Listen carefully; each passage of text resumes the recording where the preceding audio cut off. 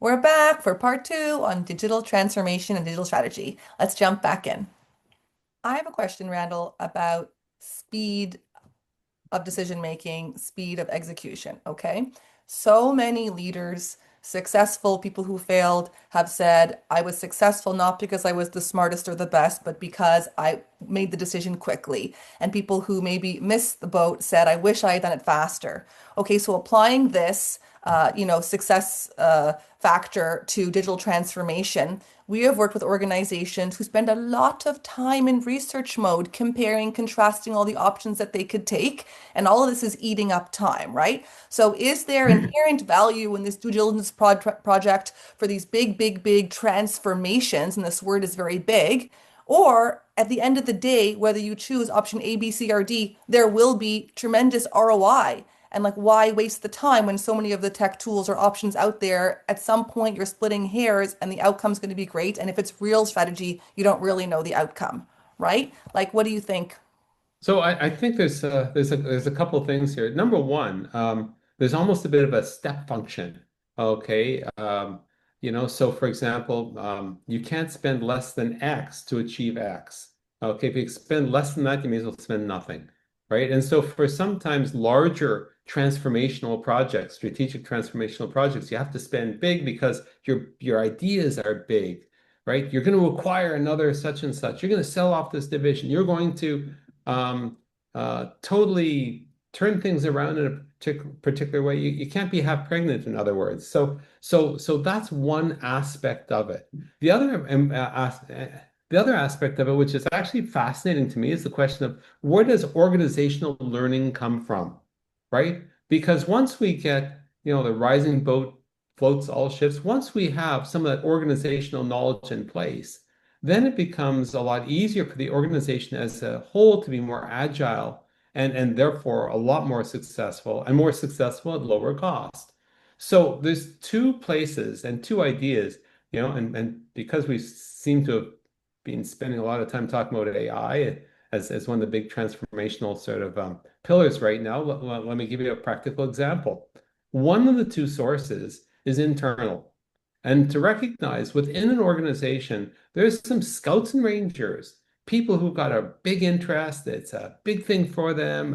They're the right person, the right place, the right time to sort of see something. And they say, let's do some experimenting, right?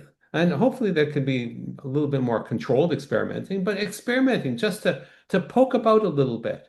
And we've seen this with every technology that's come literally out the pike over the last 100 years, right? So, what are the controlled experiments? What are the things that you're doing to empower the rangers of scouts to have a little bit of flex and to try some of these things out? And there's all kinds of learning that happens from there, sometimes surprising learning. So that's number one. Number two is not to expect that everything that you know is actually going to be within your organization. For many entrepreneurial leaders, you're running lean. You don't have lots and lots of bandwidth and lots of people to do everything. So at that point, you say, well, where do I get that knowledge? And of course, what you could do is you can turn to tools. That's certainly one thing. You can ask ChatGPT or Gemini or Claude or anything. Tell me about such and such. Tell me about yourself. Where did you grow up? You could ask it all these questions and you could learn a little bit within it. Okay, but one sec. That's inside the box, right? The third kind of place, that's not really third, it's really still the second, but it's not to rely on the AIs for that, but to say, what are we doing in a very tactical, specific way to move everybody up? So, for example, I give the example of doing that keynote to this organization just a week or two ago, right? There were hundreds and hundreds of people in the audience. They all sort of got the same message, the same models, the same ideas, and they sort of went up. It doesn't need to be that way. It could be dripped in every month as a webinar with a longer story arc so that eventually everybody comes up, right? It could be done by coaching, okay, where there's some very particular strategic people who might need to have some knowledge and some perspective on achieving a particular thing. Or what it can be done is it could be done with a particular team within a group or an executive group where we say we need that alignment. We need to get these people totally up to speed so they're making the decisions that are the good decisions for what's coming down the pike, right? So there's many different ways. I think that if you only go external, whether it's be, ChatGPT or any of these other things I said, you're missing the opportunity to sort of build from within. If you only do within, you're kind of looking like a horse with blinders, only looking in one little area. And I think both of them are really, really important. Really, really important. And I'll also say, one of the things that we had done in our AI resource kit is we've got something that is probably the best gem of them all, which is an AI acceptable use policy, a template for that.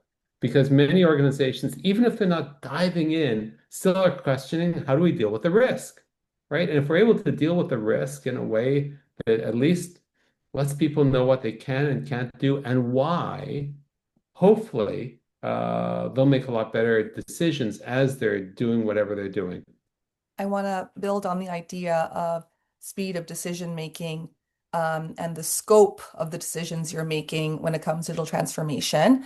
If you look up anything on digital transformation from any source, including all the writings of Mr. Randall Craig, it inevitably starts with what digital transformation is not. It's not modernization, it's not digitization, etc., etc. Okay. But when we talk with entrepreneurs who are behind that curve on their digital potential, they do, in fact, lack modernization, digitization, and all the things that digital transformation is not. But for me, is that trying to like bite the whole steak, like slowing people down? For me, any movement towards utilizing digital to be more effective and successful and efficient, that's a worthy pursuit. Like, what is the appropriate message to tell people? Like, you're not doing enough. Like, you got to grab everything in your arms. Like, is that the ultimate goal, the big overhaul? Or like, what would you say, Randall? Okay. So first of all, I don't want to say, entrepreneurial leaders, actually most any leader, in a certain sense, knows how to suck and blow at the same time, and that's kind of what you have to do here. So on one hand, let's be very tactical. A CRM is, an organization is not using a proper CRM; they're using an Excel spreadsheet, right? But they've grown a little bit, and the spreadsheet is kind of not kind of doing its job anymore, right? There needs to be a higher degree of sophistication. This over here is like table stakes to running a business, right? So you could say, well, how might I totally transform the sales, biz dev, marketing function in a way that turns everything upside down and everything?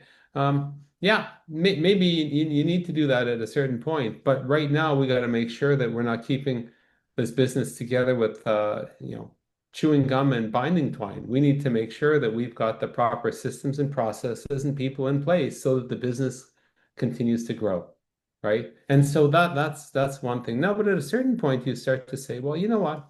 I've, we've got this like CRM over here, and we've got this ERP over there, and we've got this over here and this over there. You know, if we want to have collaboration, maybe we need to look at all this stuff in a very different way. So that's kind of like moving up a level and saying, okay, can we use technology more strategically?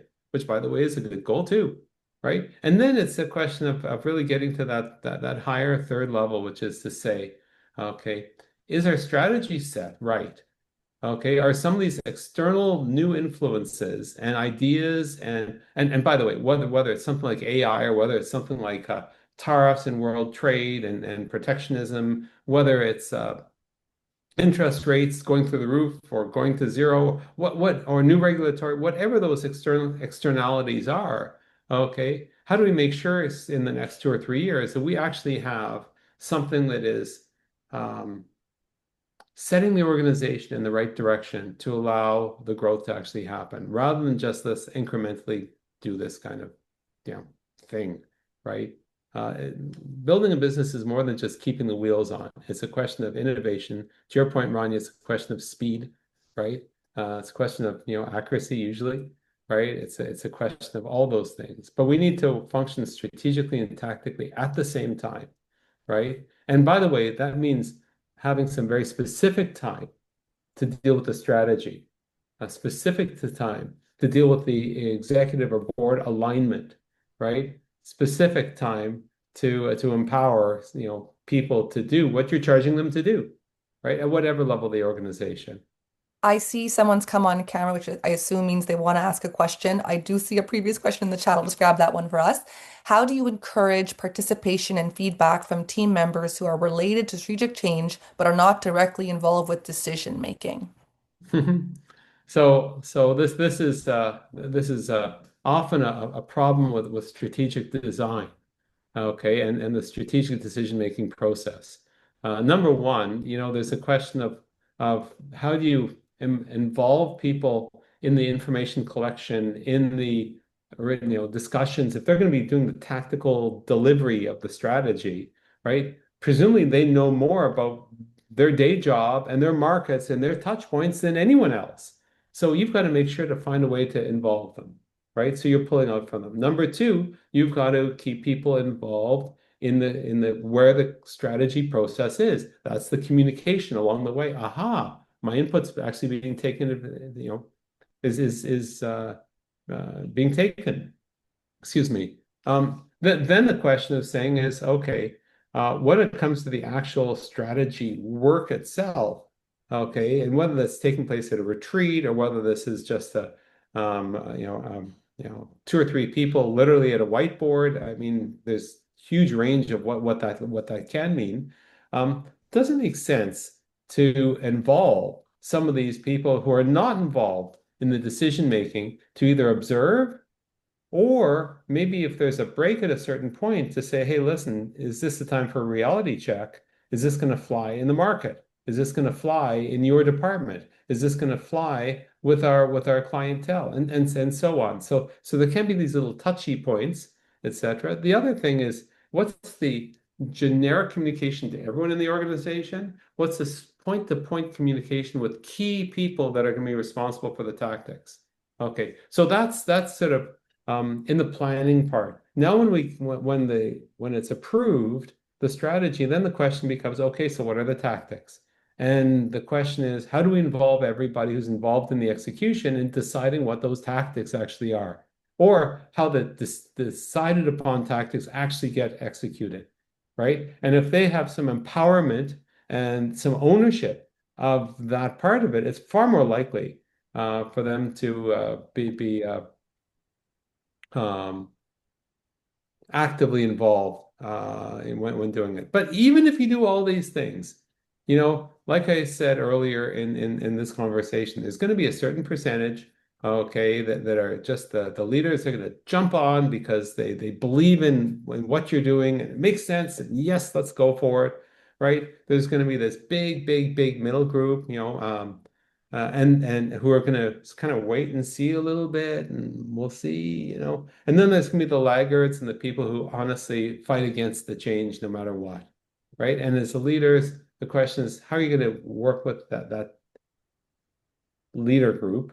Okay, the early adopters, getting the case studies, getting some early successes, finding the low-hanging fruit, so that big group in that center can say, yeah, it looks like it's working. Yeah, we kind of want to do that. Looks not so hard, right? And they could do that, and then eventually the laggards will come along the way, right? So that's a great question you have. Thank you very much. Hopefully it helps. We have someone here, iPhone. Want to share your name? Do you have a question? John Saki. It's nice to be on this call. Thank you very much. I find the information from Randall um, particularly interesting. One general question: seems as though there's so much to do with AI and transformation. I know very little. I work for a big company. Where would be what would be the first baby step if there was one? Where do you start? I'm over. So what I would say there is this, you're not alone. You're not alone. Okay. And if you're in the middle of a big, big organization running a particular tiny little corner of it, you're not alone.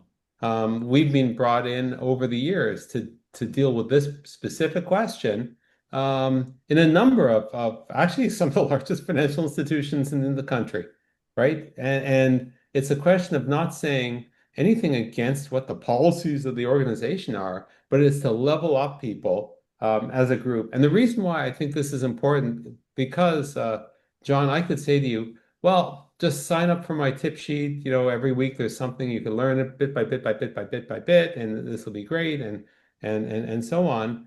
But I think that when you do things as a group, your entire team or a bunch of teams, for example, all of a sudden, if it's a bigger group, everyone gets the same vocabulary.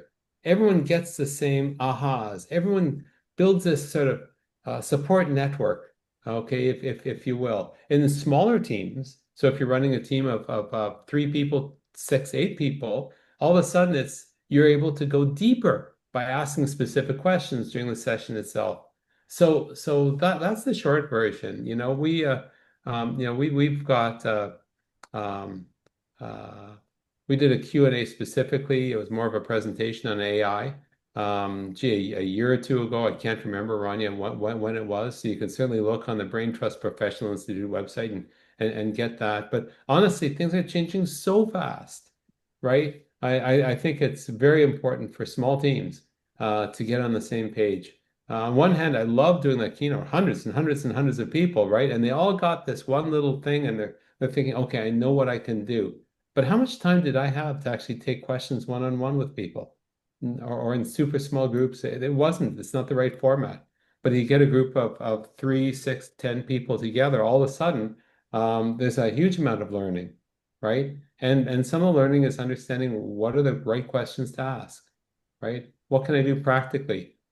In some organizations, financial institutions, it's a question of how do I make sure that I'm not breaking any of the rules and compliance and all of that, right? For people who are part of professional organizations, professional services, sometimes it's a question of how do I make sure that I'm also hewing to whatever the ethical standards. If you're a CPA, for example, there's ethical standards for just about everything, right? So you're concerned about that, the question about risk as well.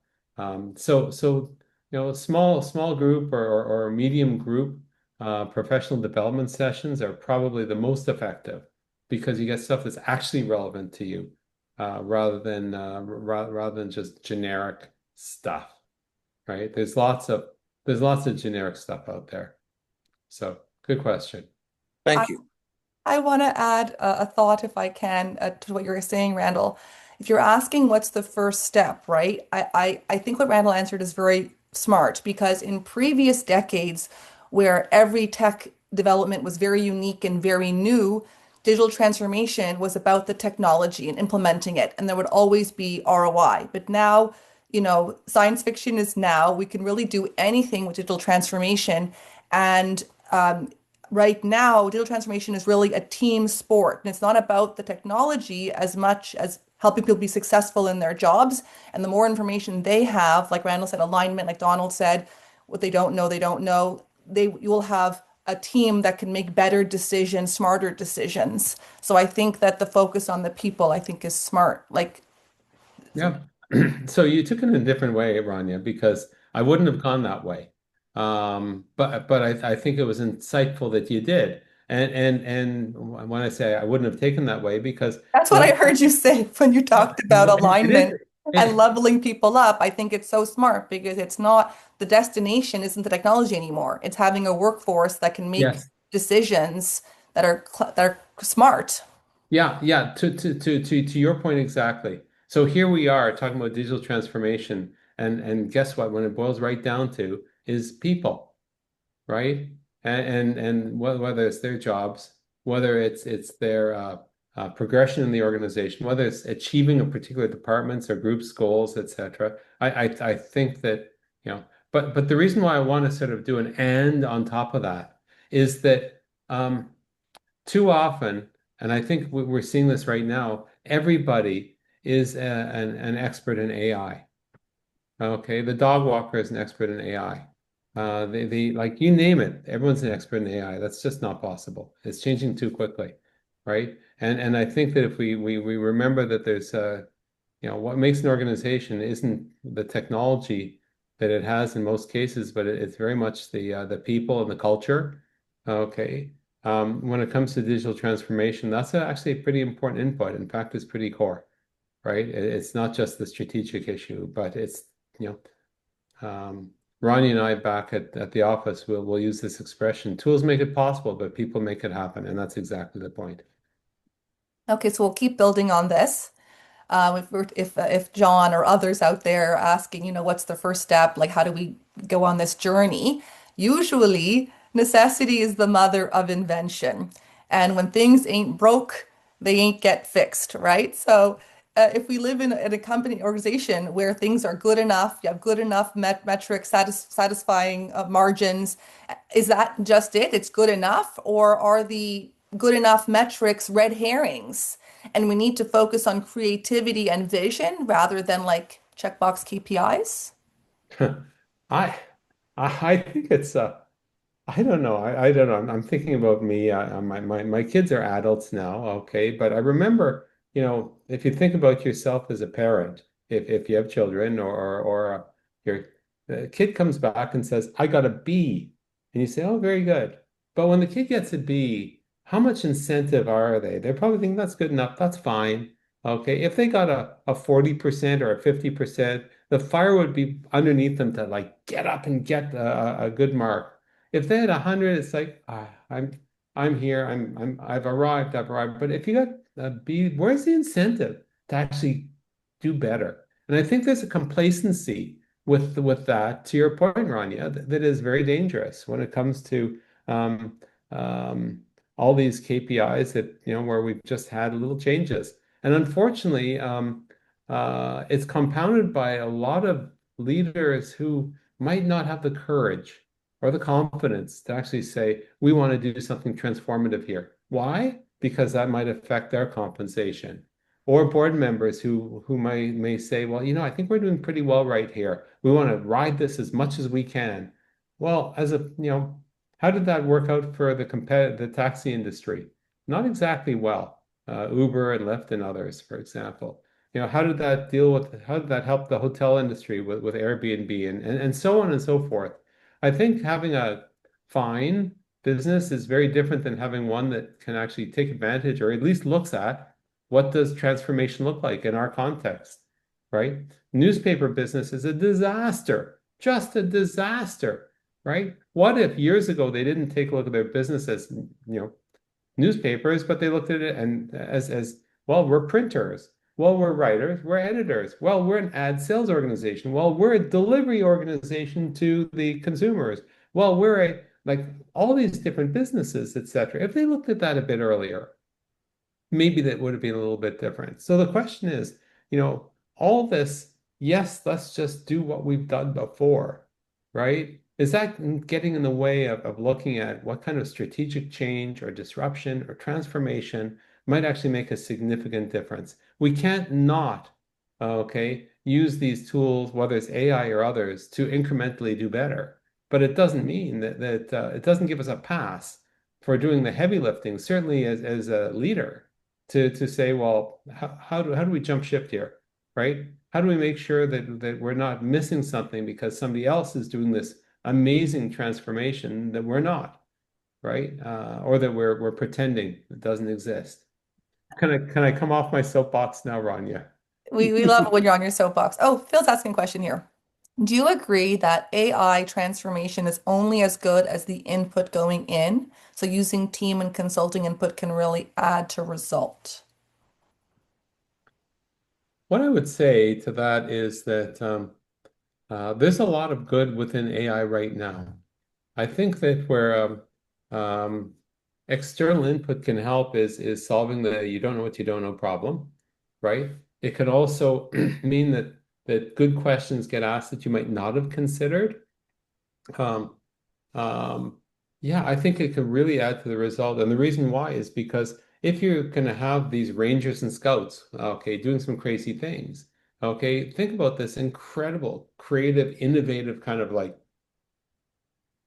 brain on wheels, okay, that could make a huge difference if somebody else said, hey, why don't you look over there? Have you considered doing this way? And then you can have these rangers and scouts doing these crazy things, right? Um, I had a client of mine saying, we want to set up a center of excellence for fill in the blank, right? What a great idea. Okay, what a great idea. Basically taking all of your rangers and scouts and sort of wiring them together, right? But they know what they know internally. There's so much change that's going on right now in the AI world. not having external input is silly.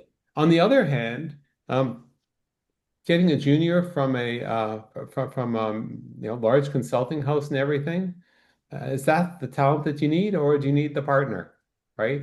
Well, sorry, the partner might not be available at the rates you're looking for, right? So how do you find that particular external resource? And by the way, does the resource need to be consulting, or could it be coaching? I think that's also a far better economic answer if you go down that coaching route. Okay, everyone, we're going to call it for today. Thank you, Randall, for the conversation. Thank you to everyone who joined us live and listened in. If any of the issues we talked about today resonate with you, if you're considering a change and want our perspective, if you're planning a leadership retreat, curious about business growth coaching or how to better align your team, do reach out. We'd be happy to have a conversation and share resources. If you'd like to get invites to these live monthly Q&A sessions, please email us at podcast@randallcraig.com. And we'll look forward to connecting with you on LinkedIn and seeing you at future episodes. Bye.